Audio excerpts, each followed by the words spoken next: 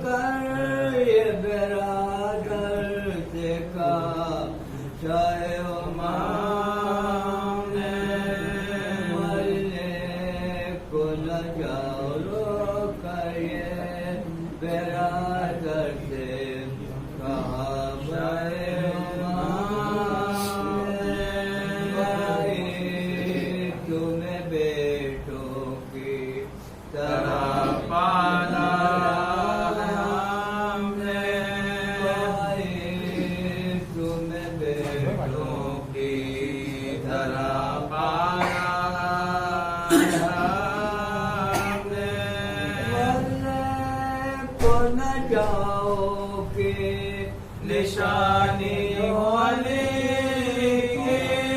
توڑو نا ضعیفی میں کمر صفت نبی کی توڑو نا ضعیفی میں کمر صفت نبی کی جب قلب کیا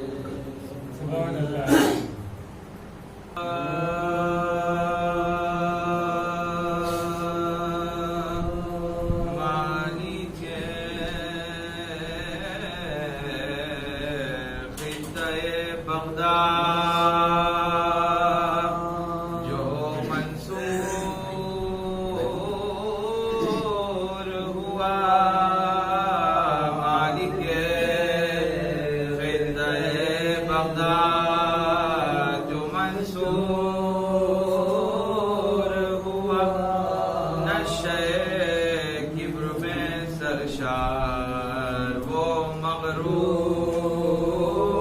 ہوا، چار سوز کا ستم دہر میں مشہور ہوا، شیشے قلب محبان علی چور ہوا، کیا کہوں کیسا عمارت میں لگایا گارا، خون سعادت کا ظالم نے بنایا گارا، مالک خطہ بغداد جو منصور ہوا، یوں گرفتار کیا ظلم سے بیچاروں کو، قید جس طرح سے کرتے ہیں گناہگاروں کو، حکم ظالم نے دیا تھا یہی معماروں کو، ارے چن دو دیوار میں ان فاطمہ کے پیاروں کو، چن دو دیوار میں ان فاطمہ کے پیاروں کو، ارے قیامت تھی بپا تازہ گرفتاروں میں، ارے زندہ سادات چنے جاتے تھے دیواروں میں، زندہ سادات چنے جاتے تھے دیواروں، ارے عام شیعوں کے لیے ظلم کا دستور ہوا، چین سادات بنی فاطمہ کا دور ہوا، کوئی قیدی تو کوئی قتل سے مغفور ہوا، اس ستم پر بھی نہ ٹھنڈا دل منصور ہوا، اس ستم پر بھی نہ ٹھنڈا دل منصور ہوا، ارے قبر میں احمد مختار کو غم نہ کیا، زہر سے جعفر صادق کا جگر چاک کیا، زہر سے جعفر صادق کا جگر چاک کیا، ارے پہنچے ارے زہر ظالم نے دیا دانے انگور میں آ، جس کے کھاتے ہی ہوا ہار شہیدی کا تباہ، روز روشن ہوا آقا کی نگاہوں میں سیاہ، اٹھے دربار سے کہتے ہوئے انا للہ، اٹھے دربار سے کہتے ہوئے انا للہ، ارے کبھی چلتے تھے شہیدی کبھی رک جاتے تھے، درد سینے میں جو اٹھتا تھا تو جھک جاتے تھے، درد سینے میں جو اٹھتا تھا تو جھک جاتے، ارے پہنچے بستر پہ تو آقا کا جب حال ہوا، مسترب درد سے وہ فاطمہ کا لال ہوا، نامبارک شہیدی کو یہ مہو سال ہوا، موت پہنچی چمن زیز کا پامال ہوا، موت پہنچی چمن زیز کا سامال، ارے سین 15ویں شوال کو آفت آئی، بجھ گئی شمع امامت کی قیامت آئی، بجھ گئی شمع امامت کی قیامت، ارے ماجرا غم کا نہیں ذکر کے لائق ہے، ہو گیا ٹکڑے دل مصحف ناطق ہے، صبح صادق کو ہوئی حضرت صادق ہے سوئے جنت گیا اللہ کا عاشق ہے سوئے جنت گیا اللہ کا عاشق ہے دیر سے سرورے معصوم کی حالت دیکھی ہائے ناموس نبی نے یہ قیامت دیکھی ہائے ناموس محمد نے قیامت دیکھی ظلم عادہ سے واللہ کا پیارا نہ رہا دہر میں عرش الہی کا ستارہ نہ رہا رانڈوں کا اور یتیموں کا سہارا نہ رہا شیعہ کہتے ہیں مددگار ہمارا نہ رہا شیعہ کہتے ہیں مددگار ہمارا نہ رہا خنجر غم سے کلیجہ ہے دوبارہ ہے بے خطا زہر سے منصور نے مارا ہے خنجر غم سے کلیجہ ہے دوبارہ ہے بے خطا زہر سے منصور نے مارا ہے مالک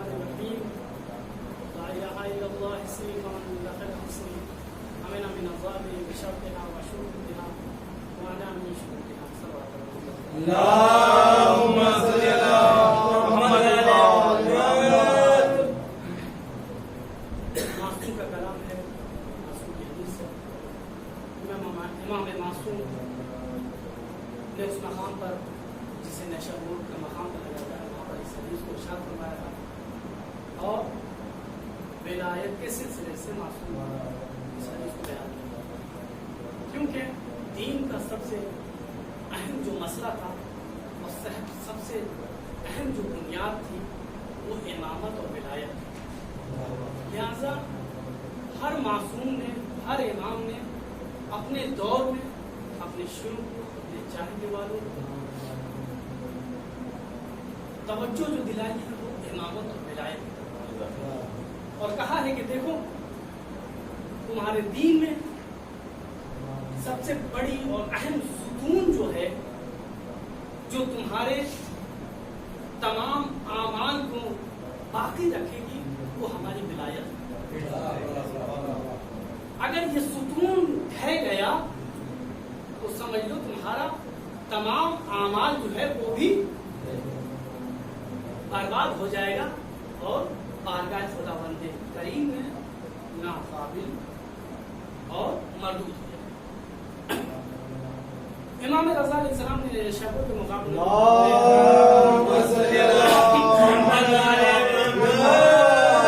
نے پوچھا کہ مولا کوئی حدیث ارشاد فرمائیے.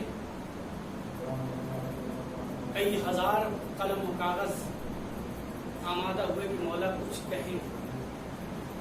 محفل کا پردہ ہٹتا ہے اور امام معصوم نے ارشاد فرمایا لا الہ الا اللہ اسنی فمن دخل اسنی امن من عذاب. اور اس کے بعد امام خاموش ہو جاتے ہیں اور لوگوں نے یہ حدیث یہاں تک لکھی اور لکھنے کے بعد اب سوال لوگوں کے ذہن میں آیا کہ معصوم فرما رہے ہیں کہ لا الہ الا اللہ ایک ایسا قلعہ ہے کہ جس میں ہم داخل ہو گئے تو ہم عذاب خدا سے محفوظ ہو جائیں گے. اب اس قلعے میں جائیں گے کیسے؟ یہ تو امام نے بتا دیا کہ یہ قلعہ ہے اور اس قلعے میں جو داخل ہو گیا وہ عذاب خدا سے محفوظ ہو گیا. لیکن اب لوگوں میں سوال یہ ذہن میں آ رہا ہے کہ اس قلعے میں جائیں گے کیسے، وہ راستہ کیا ہے، وہ طریقہ کیا ہے، کس طریقے سے ہم وارد ہوں گے۔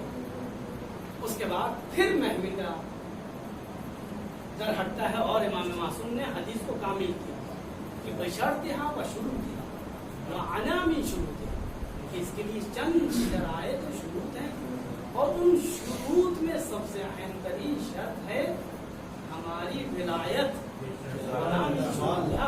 یعنی میں خود میری ولایت جو ہے ان شرطوں میں سب سے اہم ہے جو تم کو نجات دے گی اور عذاب خدا سے محفوظ رکھے گی۔ یعنی اگر اس قلعے میں داخل ہونا چاہتے ہو، توحید کے قلعے میں داخل ہونا چاہتے ہو، تو امامت کے در پر آنا پڑے گا، بغیر امامت کے در کے تم ولایت خدا تک نہیں پہنچ سکتے۔ معلوم یہ ہوا کہ اگر توحید تک جانا ہے تو علی ولی اللہ کے در پر آنا پڑے گا۔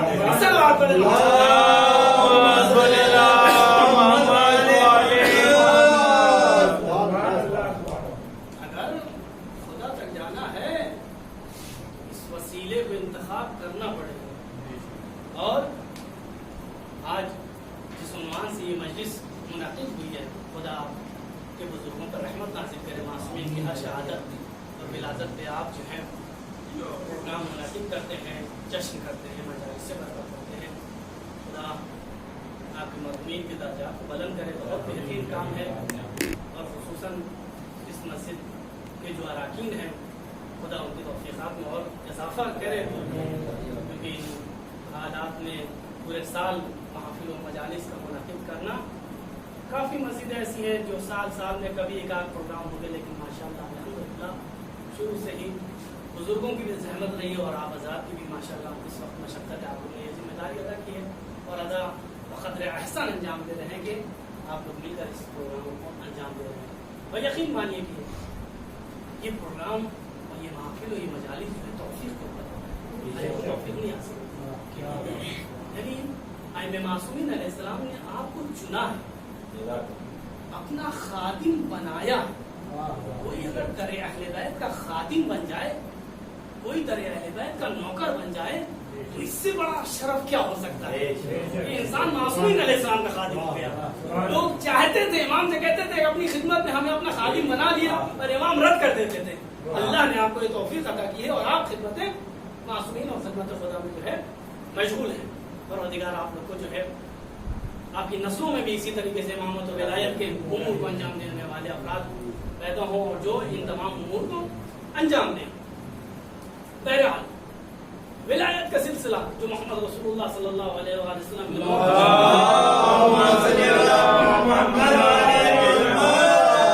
اور خدا نے جہاں جہاں پر بھی اپنی ولایت کا تذکرہ کیا، اس کے بعد بلا فصل نبی کی ولایت کا سب تذکرہ کیا، اور اس کے بعد بلا فصل امیر کائنات اور ائمہ معصومین علیہ السلام کی ولایت کا ذکر کیا ہے۔ بعض جگہوں پہ بصریح ذکر کیا ہے، اولی الامر کہہ کے کہ وہ جو صاحبان امر ہیں، اور بعض جگہوں پہ اشارے کے ذریعے کے وہ حدیث ہے کہ جو حالت رکوع میں زکات دیتے ہیں اور نمازوں کو قائم کرتے ہیں۔ اس طریقے سے کافی آیتیں اور حدیثیں ہیں جو اشارہ کرتی ہیں کہ معصومین علیہ السلام رسول کے بعد جو ہے ولایت معصومین علیہ السلام کی ہے۔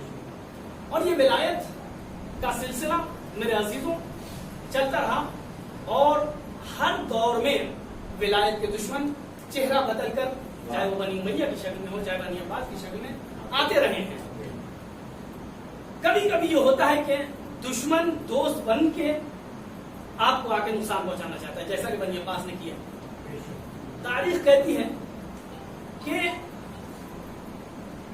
وفات پیغمبر، شہادت پیغمبر کے بعد دین میں بنی امیہ نے ایسی چیزیں ڈال دی تھیں جو حالت یہ ہو گئی تھی کہ جب معصوم نے نماز پڑھائی تو بعض لوگوں نے کہا کیا نماز اس طریقے کی تھی، اور حالت یہ ہو گئی کہ خلیفۃ المسلمین بدھ کے دن نماز پڑھا رہا ہے اور لوگوں کا معیار اور شعور اتنا گر گیا ہے کہ وہ بدھ کے دن صبح کی نماز پڑھ رہا ہے۔ اور اس سے بدتر کہ نماز صبح خلیفہ جو بنا ہوا ہے، خلیفۃ المسلمین پیغمبر کی جگہ پر جو بیٹھا ہوا ہے بدبخت انسان، وہ 2 رکعت کی جگہ 4 رکعت پڑھا دیتا ہے، اور شراب کے عالم میں پیچھے لوگ کہتے ہیں کہ آپ نے 4 رکعت پڑھا دی، تو کہتا ہے کیا کم ہے؟ تو یہ حال تھا. اس حال میں دین اسلام جو ہے پہنچ گیا تھا. اس حالت میں بہت افسوس تھا. اس میں ان حالات میں امام محمد باقر علیہ السلام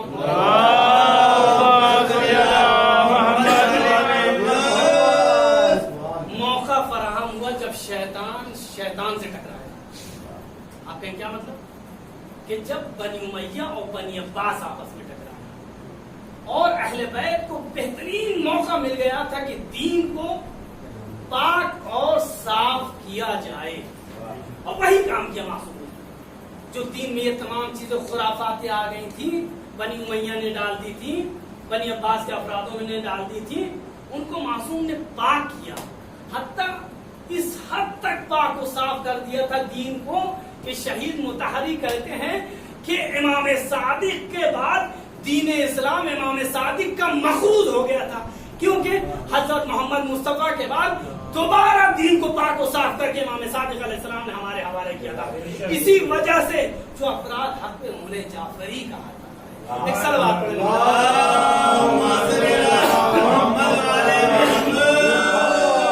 آپ فخر و مباحات کیجئے کہ آپ کے پاس جو دین ہے وہ جعفری دین ہے، جو پاک و پاکیزہ و طاہر دین ہے، وہ دین آپ کے پاس پہنچا ہے.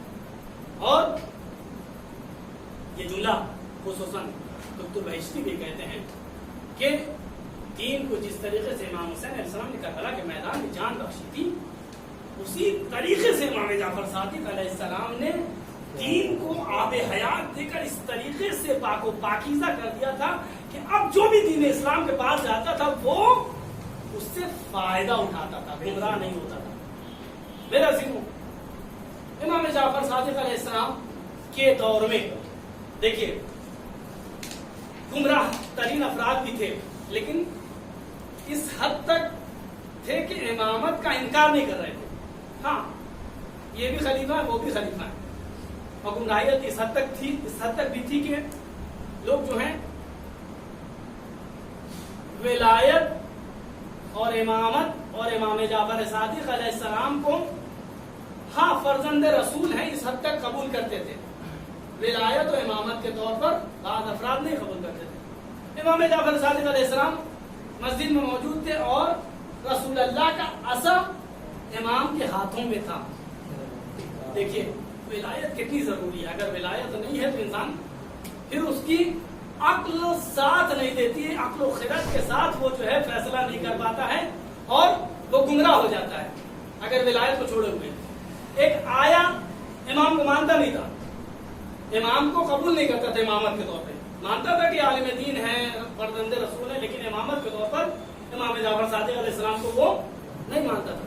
اور آتے ہی مسجد میں اس نے آ کر اس عصا کو بوسہ دینا اور چومنا شروع کر دیا.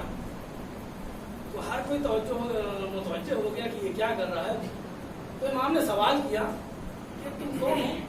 کہا وہ ہم آئے ہیں، یہ عصائے رسول ہے، لہٰذا اس کو نسبت جو ہے رسول سے، اس وجہ سے ہم اس کا احترام اور اس کو قبول کرتے ہیں اور اس کو چوم رہے ہیں. تو امام نے فرمایا کہ ایک بے جان چیز، ایک لکڑی جس کو فقط نسبت ہے رسول اللہ سے کہ رسول اللہ کی یہ عصا تھی، تم اس کا اتنا احترام کر رہے ہو. یہ خون، یہ پوس، میں اولاد رسول، میری ولایت جو تمہیں نجات دے گی اسے تمہیں قبول کرنے میں دقت اور پریشانی ہے. معلوم یہ ہوا وہی افراد ولایت اور امامت کو قبول کرتے ہیں جن کے پاس عقل ہوتی ہے. غیر معقول افراد یا حیوان کبھی ولایت کو قبول نہیں کرتے ہیں. ایک صلوات پڑھیں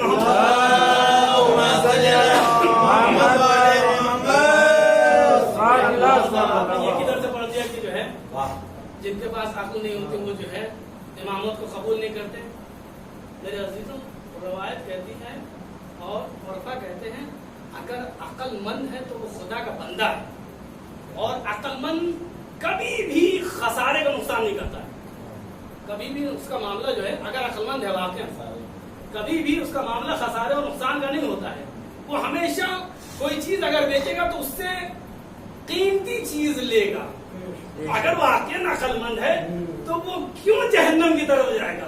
उसे मालूम ये है कि दरे जन्नत जो है दरे इमामत से खुलता है, तो क्यों ना दरे इमामत से दरे विलायत से जन्नत तक पहुंचाया जाए। बेशक बेशक। अब अगर बाशऊर है और जितने भी अफराद दावशमंद बाशऊर थे वो पैरवे इमामत और पैरवे विलायत पे, किसी ने कहा कि माफिया के पास क्या थी? मासूम से पूछा कि माफिया तो बहुत ज्यादा अक्लमंद था। तो मासूम ने कहा उसके पास अक्ल नहीं थी। मासूम से सवाल किया, अगर वो अक्ल होती तो वो हमारा पैरो होता, वो हमारा मुद्दी होता। तो फिर कहा कि फिर उसके पास क्या? कहा उसके पास अक्ल की शबी थी, अक्ल नहीं थी। शबी गुमराह कर सकती है लेकिन असल कभी गुमराह नहीं कर सकती। तो लिहाजा जिनके पास वाकई अक्ल थी वो मुती इमामत हो गए, और जो गुमराह थे वो चाहे जितने साल इमाम के बगल में रहे लेकिन आखिर में नादान थे और आखिर तो गुमराह हुए। मेरे अजीजों, विलायत के लिए जरूरी है मार्फत। इंसान विलायत को कैसे अख्तियार करेगा? जब उसके पास मार्फत होगी। मार्फत कैसे होगी? कहा मार्फत के लिए इंसान बाशऊर, अक्लमंद हो और ईमान हो। ईमान के लिए क्या जरूरी है? कहा ईमान के लिए अमल जरूरी है। अमल के लिए क्या जरूरी है? बहुत तवज्जो चाहता हूं। विलायत के लिए क्या जरूरत थी? मार्फत। मार्फत के लिए क्या जरूरत थी? ईमान। ईमान के लिए क्या जरूरत थी? अमल। अमल के लिए क्या जरूरत है? खुलूस। खुलूस के लिए क्या जरूरत है? मोहब्बत। मोहब्बत के लिए क्या जरूरत है? तहारत। बहुत तवज्जो चाहता हूं, ये सारी तमीज है। तहारत। अब मालूम हुआ कि विलायत तक पहुंचने के लिए तहारत जरूरी है। विलायत तक पहुंचने के लिए पाकीज़गी जरूरी है। मासूम ने हदीस दी, बताया कि जब खुदा किसी के दिल को ताहिर करना चाहता है, किसी के दिल को पाकीज़ा करना चाहता है, उसके दिल में अली की मोहब्बत डाले। अब जब ताहिर हुआ तो खुलूस आया, खुलूस आया तो अमल आया, अमल आया तो ईमान आया, ईमान आया तो मार्फत आई, मार्फत आई तो विलायत आई, विलायत आई तो इमामत आई, इमामत आई तो दुनिया में भी कामयाबी, आखिरत में भी। सलावत पढ़ो।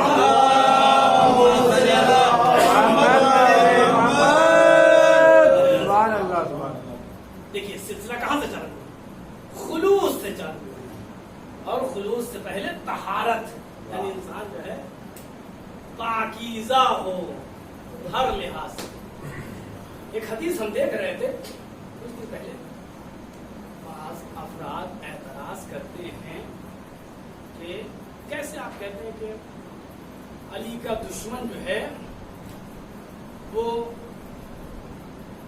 गैर हलाली है या वलदुज़्ज़िना है या इस तरीके की बातें, या ताहिर नहीं है। तो हदीस में हम ढूंढ रहे थे, वहां पर आयतुल मुतहरी ने इसकी तहलील की, बहुत अच्छी तहलील। कहा सही है, निसबी लिहाज से बहुत से अफराद उनके यहाँ उनके हक होते हैं, लेकिन वो जो है या बहुत से शिया या बहुत से अहले सुन्नत वो सही है कि ज़ाहिरन लिहाज से वो जिसे कहते हैं ताहिरुल विलादा, यानी शादी हुई और वो पैदा हुए, लेकिन उन्होंने विलायत को कबूल नहीं किया। लेकिन उन्होंने जो यहाँ पर कहा जाता है कि ताहिर नहीं है, क्योंकि उनकी रूह ने वहां पर मुखालफत की थी, लिहाजा मजाजन वो जो है गैर हलाली हैं। यानी हकीकतन ज़ाहिरन और ज़ाहिरी उस पर नहीं, लेकिन मजाजन वो जो है जिसकी वजह से यहाँ पर उन्होंने विलायत का इनकार किया। तो विलायत के मुनकिर के लिए कोई जगह नहीं है। आने वाला इमाम जाफर सादिक अलैहिस्सलाम के पास आता है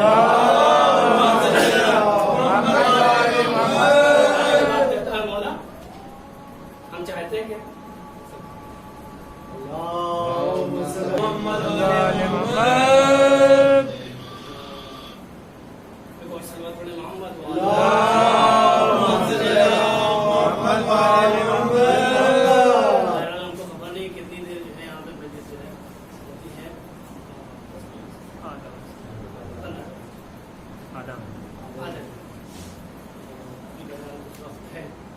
इंशाअल्लाह मार्फत के उन्वान से, मार्फत विलायत के उन्वान से जो वाक़या आपके सामने पेश कर दूँ। क्या आने वाला मासूम से इरशाद फरमाता है कि मौला कायल नहीं है इमामत का, विलायत का, और नहीं जानता भी नहीं है, लेकिन चाहने वाला है। देखिए मासूम अपने चाहने वालों को चुनते हैं, इंतखाब करते हैं, इंतखाब करते हैं। और हर इमामत के दौर में मासूमों ने जिनके अंदर सलाहियत दी थी उनको चुना था, इंतखाब। बूढ़ा है, ज़ईफ़ है, हम पहचानना चाहते हैं, वाकई हमारी आंखों के सामने ये जाहिर हो जाए जते खुदा है। ये मासूम का चाहने वाला है, बहुत से अफराद चाहने वाले थे, लेकिन बहरहाल इतने माशरे में सियासतें थी और ये तमाम तरह की बातें थी और इतने मुखालिफिन थे इमामत के, उन्होंने खुसूसन मंसूर दवाने की और उसका भाई ये तमाम अफराद इस तरीके में इतनी बातें फैलाए हुए थे, जिनसे बाज़ सादे लोग अफराद जो है इस लिहाज से तो कायल थे कि ये सादिक हैं, ये अमीन हैं, ये मासूम है, ये बेहतरीन इंसान है, लेकिन इमामत के हवाले से जो है कबूल नहीं करते थे। जिस तरीके से रसूलुल्लाह के दौर में इसी वजह से कि दीन को खालिस किया इमाम जाफर सादिक ने जिंदा किया। रसूलुल्लाह के दौर में रसूलुल्लाह ने पहले लोगों से कलमा पढ़वा दिया अपनी सदाकत और अमानत का। उसके बाद जब ऐलान दीन किया, उसके बाद लोग जो है दीन इस्लाम लेके आए और रसूलुल्लाह पर का ये हम आपको मोहम्मद मुस्तफा नबी के तौर पर नहीं मानेंगे, हाँ सादिक अमीन मानेंगे। तो पहले कलमा सदाकत और अमानत का जो है मनवा लिया था रसूलुल्लाह।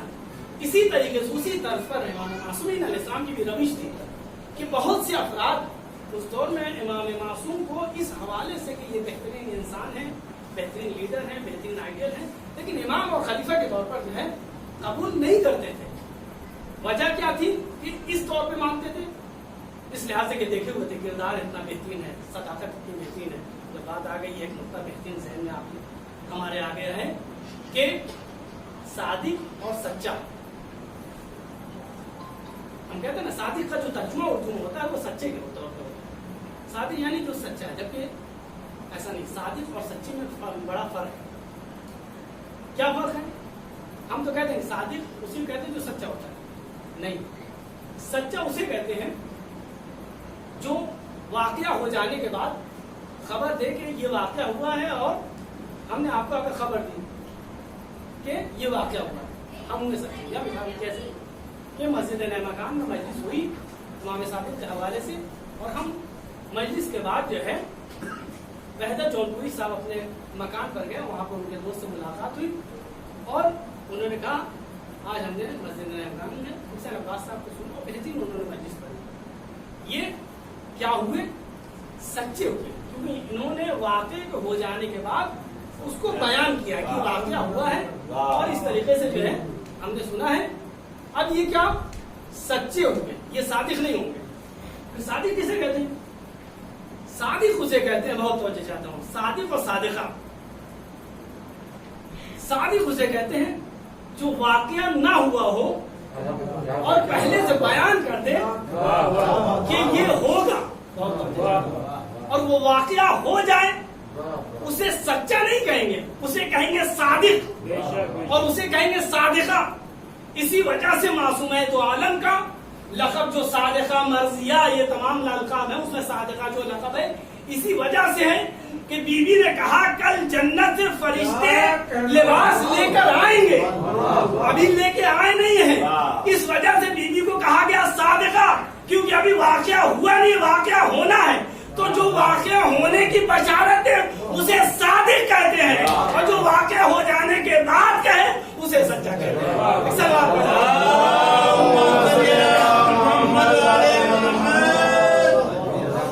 बुरा इंसान आगे जो है मौला हम पहचानना चाहते हैं, आपके पैरोकार हैं, लेकिन मासूम कैसे इंतखाब करते हैं? मौला ने कहा लेकिन इम्तिहान देना होता है उसके लिए। मौला ने कहा कि मैं उस बूढ़े को नदी के हवाले कर दूं। कहा कह रही आपको चाहने वाला है मौला? कहा नहीं, बहरहाल इसको एक बड़ी नेमत चाहिए, बड़ी नेमत हासिल करनी है, तो उसके लिए इम्तिहान तो देना ही पड़ेगा, और जिन्होंने इम्तिहान दिया वही कामयाब हुए।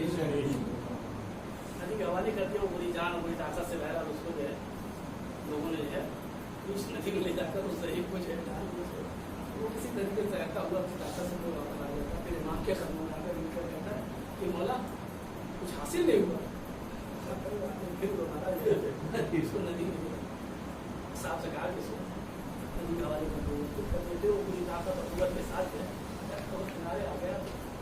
फिर तीसरी मरतबा साहब का जब नरसों में हुआ ये दोस्त ये सही से है, मामा तो मेरा तो मानना चाहता है, हासिल करना चाहता है, आप जो है इसको हाँ वही तो देना चाहता हूँ, बताना चाहता हूँ आने वाले दुनिया को इमामत और विलायत बड़ी आसानी से नहीं मिलती है, बड़ी कुर्बानियाँ देनी पड़ती हैं। मेरे अजीजों, हम तक ये चीज़ें पहुँच गए, लेकिन जो अफराद कैद खानों में शहीद हुए हैं, जो अफराद जो है ज़ारत करबला के लिए जाते हुए अपने हाथों को कटवाया है, जो अफराद अपने बच्चों के जनाजे पर पैर रखकर तब करबला की जाकर ज़ियारत करते थे, कोई आसान नहीं था।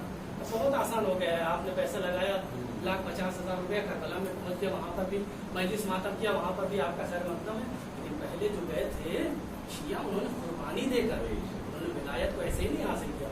मेरा जीरो फिर वो बहरहाल दरिया के हवाले हुआ और वो अब उसकी कुव्वत जो है सही है, जवाब दे चुकी है और वो डूबने लगता है। तो उसने दिल में तमन्ना की परवरदिगार कम से कम खत्म होने से पहले जो है जैसे खुदा की ज़ियारत हो गई। और फिर उसके बाद किस तरीके से वो किनारे आ गया उसे नहीं मालूम। इमाम ने कहा उसको लेके आओ किनारे। जब वो आ गया, आने के बाद वो इमाम के पैरों में गिर जाता है और मासूम से कहता है कि जैसे खुदा। उन्होंने कहा माजरा क्या हुआ? कहा जब मेरी सारी उम्मीदें टूट गई, मुझे मालूम हुआ कि अब मैं हलाक होने वाला हूँ, तो उसके बाद मैंने ये दुआ की कि हुज्जत खुदा का दीदार हो जाए और उस विलायत से मैं बाखबर हूँ जिसके लिए तमाम कुर्बानियाँ की। तो जहाँ पर सारी उम्मीदें टूट जाती है ना, वहाँ पर उम्मीद अगर रहती है उसे विलायत कहते हैं, उसे यानी जहाँ पर तमाम उम्मीदें। आज इस पूरा अशोक माहौल में जो मरीजी और तमाम चीजें चल रही है, आप अहले बैत से तवस्सुल करें, आप सारे आशूरा पढ़ें, आप हदीस किस्सा पढ़ें, आप अहले बैत से तवस्सुल करें कि मासूम अलैहिस्सलाम आपने हर मरहले पर अपने शियों की हिफाजत की है, अपने शियों को महफूज किया है। आप इस कमाल पर हैं कि आप शियों को जो है बचा सकते हैं। आप तवस्सुल करें, देखिए आप महफूज होंगे। तो वो आया, आने के बाद कदमों में गिर गया, इमाम ने उसको गलत किया और कहा क्या? कहा उस वक्त उम्मीद जो थी फकत वही हुज्जत खुदा की थी, और मैंने देखा एक हाथ नमूदार हुआ, उसने मेरे बालों को पकड़ा और मैंने जब चेहरा बुलंद किया तो वो आपका दरख्शां चेहरा था, जिससे मैं बाखबर हुआ कि आप वली खुदा है इस सरजमीन पर, आप इमाम, और आप ही हैं जो तमाम नाउमीदी की उम्मीद है और तमाम मुहिब्बीन को हलाकत से बचाने वाले हैं, तमाम शियों की हिफाजत करने वाले हैं। मेरे अज़ीज़, यही तमाम चीजें थी जो सबब बनी कि मंसूर दवानकी ने जब देखा कि हम खलीफा होते हुए, हम बादशाह होते हुए, लेकिन चर्चा इमाम सादिक का है, लोग हमारे पास नहीं जाते हैं, इमाम सादिक के पास जाते हैं, लोग हमसे मसला नहीं पूछते, इमाम सादिक के पास जाते हैं, ये चीजें। उसने कहा हम फिर क्या है खलीफा? उसने इमाम सादिक अलैहिस्सलाम को बुलाया, बुलाने के बाद कहा आप हमारे पास नहीं आते। तो इमाम ने बड़ा ही मुख्तसर और मुफीद जवाब दिया, कहा मैं तेरे पास क्यों आऊँ, मैं तुम्हारे पास क्यों आऊँ?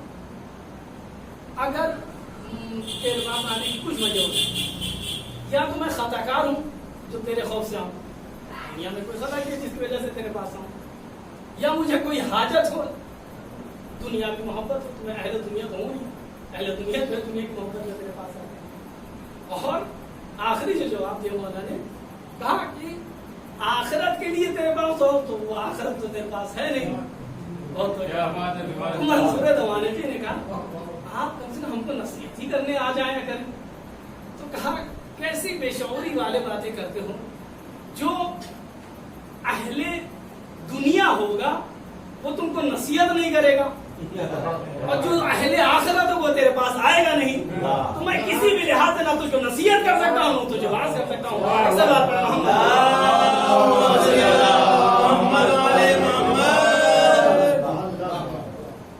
और मेरे अजीजों, इसने किस तरीके से बहुत जा हमेशा مقابلے میں باطل جب ٹھہر نہیں پاتا ہے تو وہ حق کا لبادہ ہی اڑا کر لوگوں کو گمراہ کرنے کے لیے پیش کرتا ہے.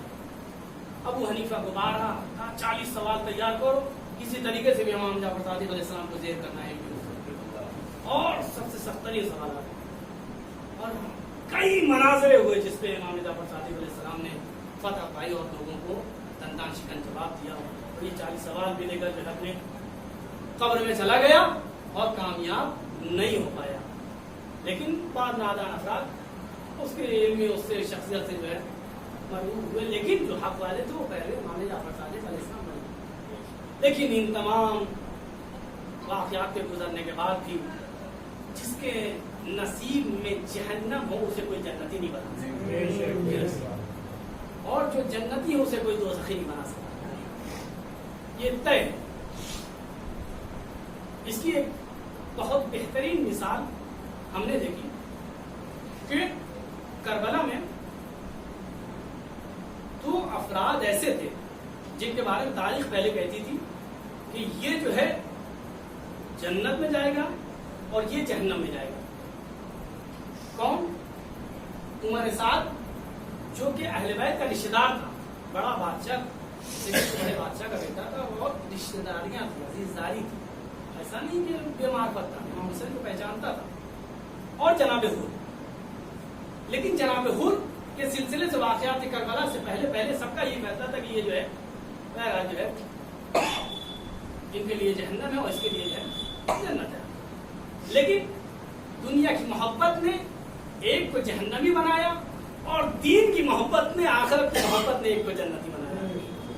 ایک نے اپنے دین کو بیچا، دنیا خریدا، تو اسے نہ دین ملا نہ دنیا ملی.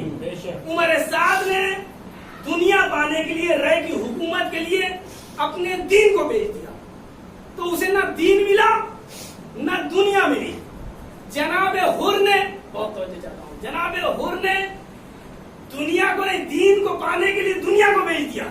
تو جناب حر کے لیے میرے عزیزوں یہ کمال ہوا کہ دنیا میں رومال جناب زہرا ملا اور آخرت میں شفاعت حسین ابن علی.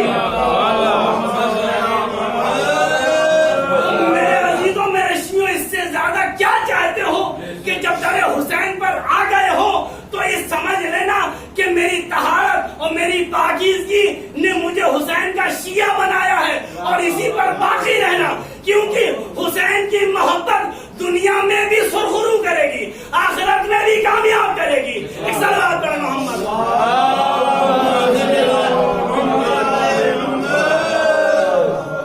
ورنہ حر علیہ السلام نہ ہوتے. لیکن دیکھیے امام جعفر صادق علیہ السلام کے دور میں بھی بعض افراد دین کی طرف چلے گئے، بعض افراد دنیا کی طرف چلے گئے. جن میں سے ابو حنیفہ بھی تھا، شاگرد تھا امام کا، لیکن چل. اور منصور کے دل میں جب اس کو برابر ذلت و خواری ہوتی رہی، حسد پیدا ہوا، اور بارہا اس نے چاہا کہ امام کو قتل کیا جائے، شہید کیا جائے. اور تاریخ کہتی ہے ایک لمحہ وہ بھی آیا کہ امام کو اس نے زہر کے ذریعے سے شہید کر دیا. شہادت امام جعفر صادق علیہ السلام کے بعد تاریخی نے کہا ہے کہ امام کے جنازے میں اصحاب کی تعداد کافی زیادہ تھی، شاگردوں کی تعداد کافی زیادہ تھی. امام موسیٰ کاظم علیہ السلام نے نماز جنازہ پڑھائی، تکفین ہوئی، تجہیز ہوئی، بیٹے نے نماز جنازہ پڑھی. شاگردوں کی تعداد زیادہ تھی، صحابیوں کی تعداد زیادہ تھی. لیکن ہائے رے، میں کہوں گا مولا آپ کی نماز جنازہ بھی ہوئی، آپ کو تجہیز و تکفین بھی کیا. بزرگوار کا لاشا بے گور و کفن کربلا کی تپتی سرزمین پہ رہا، کوئی غسل و کفن دینے والا نہیں تھا. ایک بیٹا تھا، ہاتھوں میں ہتکڑیاں، پیروں میں بیڑیاں، گلے میں خاردار توق تھا.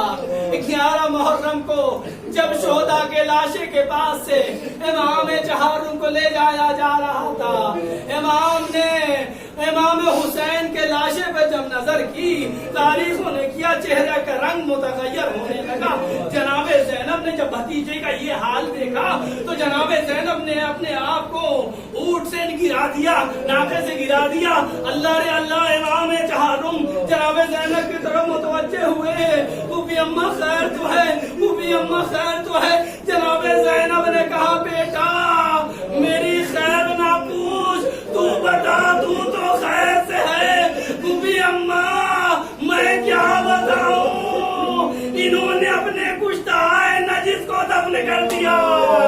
میرے بابا کا لاشا بے گور و کفن کربلا کی تپتی سرزمین پر میں مجبور.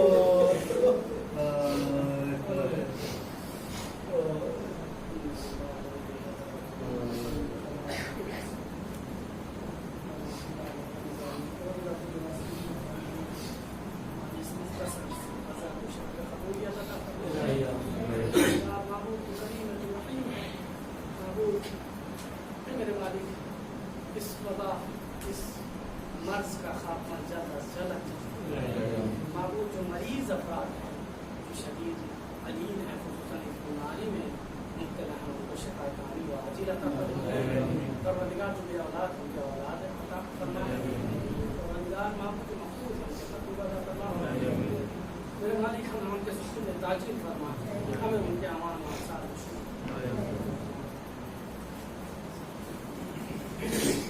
پار ہو گیا روزے غم امام نمودار ہو گیا. روزے غم امام نمودار ہو گیا. روزے غم امام نمودار ہو گیا. مقتول زہر دین کا سالار ہو گیا. روزے غم امام نمودار ہو گیا. روزے غم امام نمودار ہو گیا.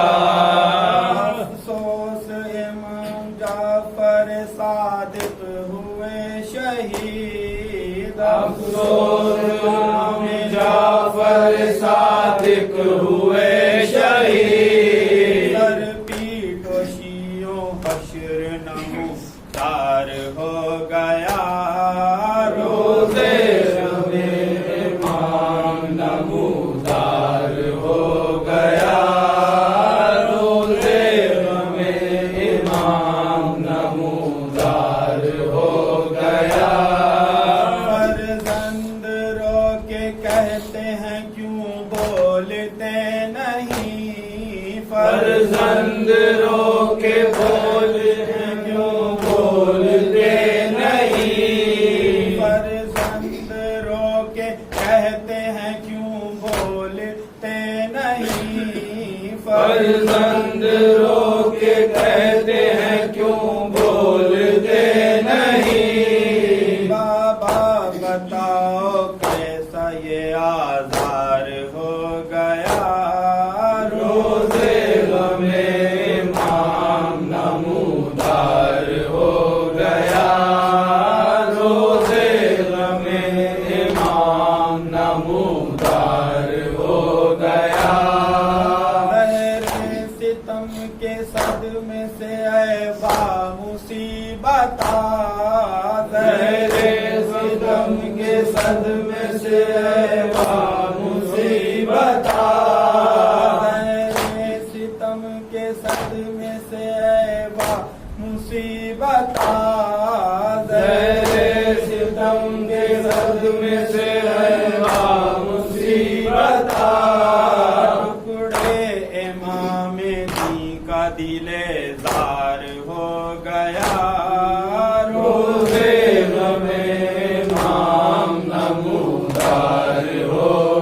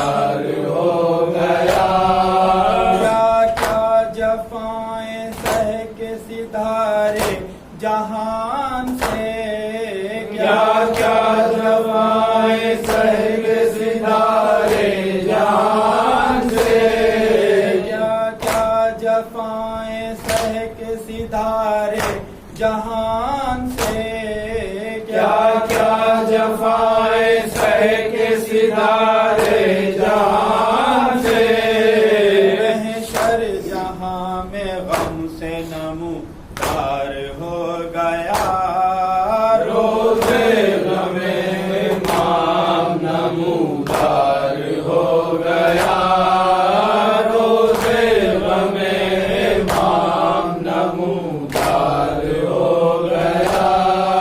یا رب تو داد دے کہ یہ منصور بدسیر، یا رب تو داد دے کہ یہ منصور بدسیر، یا رب تو داد دے کہ یہ منصور بدسیر، یا رب تو داد دے کہ یہ منصور بدسیر، قتل بے گناہ پہ تیار ہو گیا، روزے غم امام نمودار ہو گیا، روزے غم امام نمودار ہو گیا۔